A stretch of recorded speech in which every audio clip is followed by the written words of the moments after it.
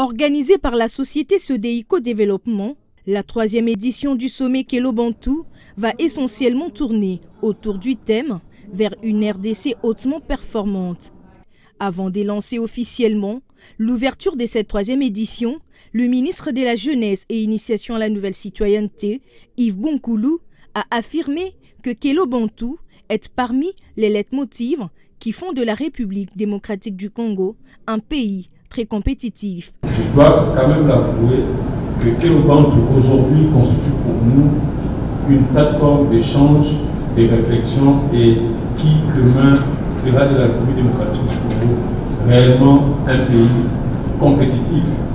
Parce que l'objectif de rendre la RDC réellement performante, c'est pour que nous puissions être également compétitifs sur le concert des nations. Et je déclare donc ouvert cette 3e édition du forum Kelo Bantu. Je vous remercie.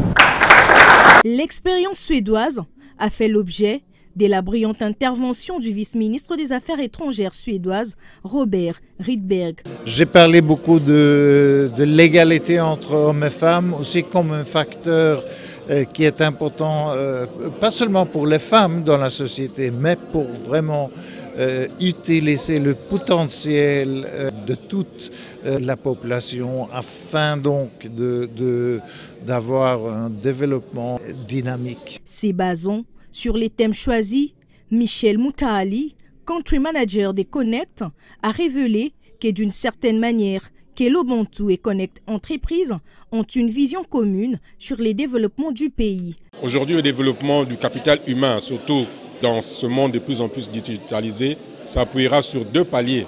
La numérisation, donc l'accès à Internet d'une manière démocratique, et puis l'accès au mode de paiement. Reconnaissant l'apport considérable du gouvernement et de tous les publics, le directeur général de la Sodeïco, Jomo Pondo, a révélé que certes tous les objectifs ne sont pas atteints, mais ils vont bon train. Un objectif qui est proche de mon cœur, c'est la table ronde des médias. Une autre particularité, c'est que nous allons aussi nous focaliser sur les syndicats, justement, pour essayer de nous assurer que les gens comprennent en fait ce qui est le syndicat et comment est-ce qu'un syndicat peut réellement aider pour un meilleur environnement de travail.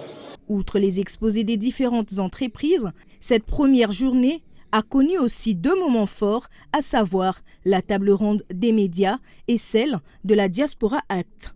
Ouverte ce 6 octobre, la 3e édition du sommet Kelo Bantu se clôturera le 8 octobre prochain. Des conférences et formations sont prévues à travers différents panels.